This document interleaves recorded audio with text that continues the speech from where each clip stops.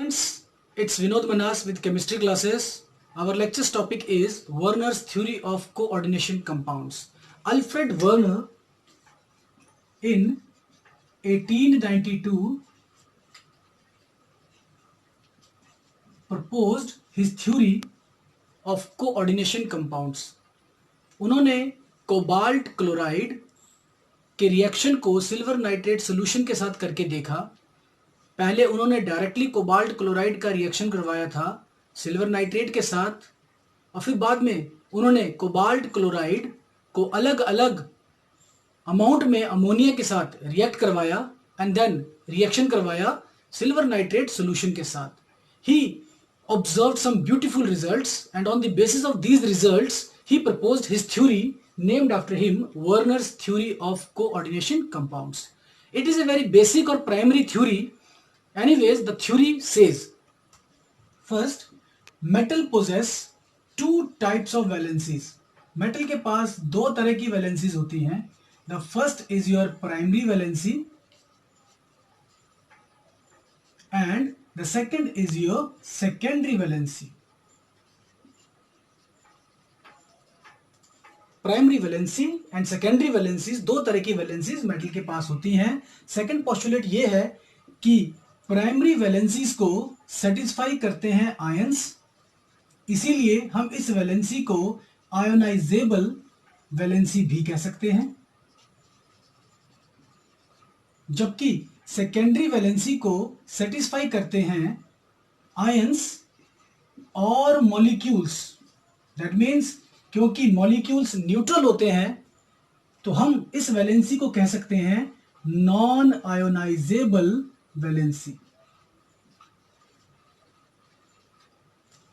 These days, this primary valency is called as oxidation number. Oxidation number का concept हम आजकल इस्तेमाल कर रहे हैं. वर्नर ने ऑक्सीडेशन नंबर यूज नहीं किया. लाइकवाइज नॉन आयनाइजेबल वैलेंसीज या सेकेंडरी वैलेंसीज को आजकल हम कहते हैं coordination number. Werner didn't use this word coordination number. He used secondary valency और नॉन आयनाइजेबल वैलेंसी.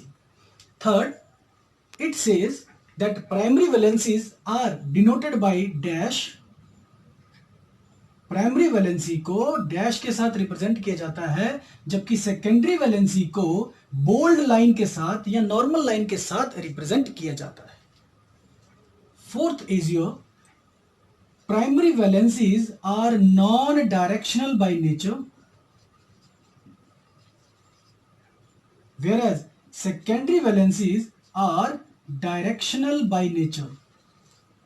कहने का मतलब ये कि कोऑर्डिनेशन कंपाउंड्स के पास जो भी शेप ज्योमेट्री होती है, it is just because of the secondary valencies, क्योंकि सेकेंडरी वैलेंसीज में लिगेंड्स मेटल के चारों तरफ एक फिक्स्ड पोजीशन पर ही प्रेजेंट होते हैं. इन 3D, 3 डायमेंशनल स्पेस में लिगेंड्स एक पर्टिकुलर पोजीशन पर प्रेजेंट होते हैं around the central metal atom और central metal cation.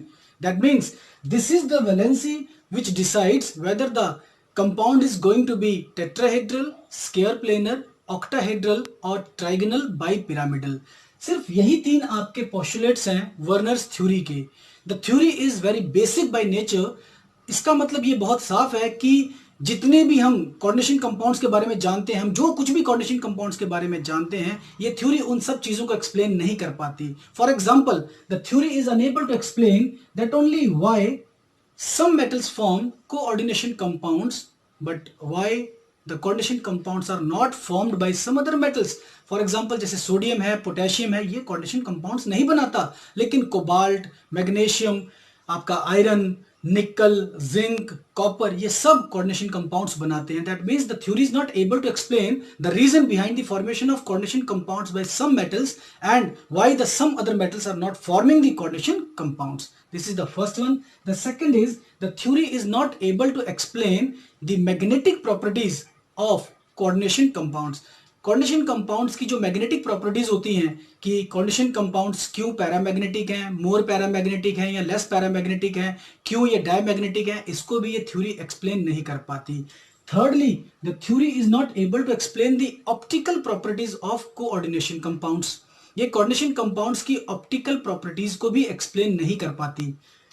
Fourth is, ये theory ये तो कहती है कि secondary valencies are directional by nature, but ये theory ये नहीं बताती कि वो जो direction है वो कैसी होगी. That means कि why some compounds having coordination number 4 और secondary valency 4 होने पर क्यों कुछ compounds स्केयर प्लेनर होते हैं जबकि कुछ और कंपाउंड्स आपके टेट्राहेड्रल होते हैं. That means the theory is not able to explain the geometry और शेप ऑफ मॉलिक्यूल्स.